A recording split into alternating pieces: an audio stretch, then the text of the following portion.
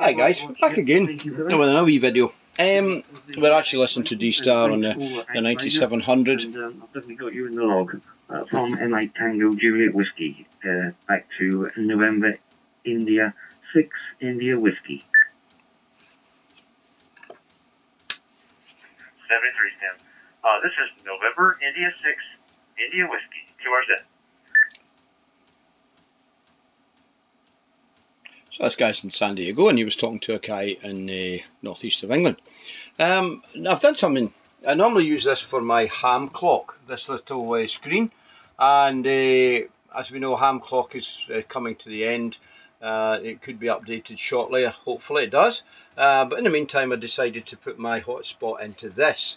Now it's an older, it's a Pi 2 that's in there, and as we could see on the top of the display, we've got Raspberry Pi 2 Model B revision 1.1, and the CPU temperature is about 15 degrees centigrade cooler than on the Pi 3.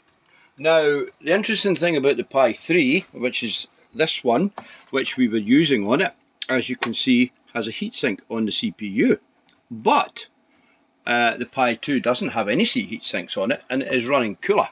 Now it could be the fact it's in the wall cavity, which is this is between the hardboard and the outside. It's a cold night, so it's keeping it cooler. It sits up here normally, and of course we've got to remind ourselves that it sits up there and it will be warmer because as we know, heat rises. So while the heat's on in the shed, it will be running a wee bit warmer. So I've decided to just leave it there. The screen's on. Unfortunately, the screen's going to be running probably all the time like this, but we'll maybe disable the screen. In fact, we might even just remove the Pi 2 from there and put it back up there where it lived before. I somehow think that the Pi 2 will run a little bit cooler.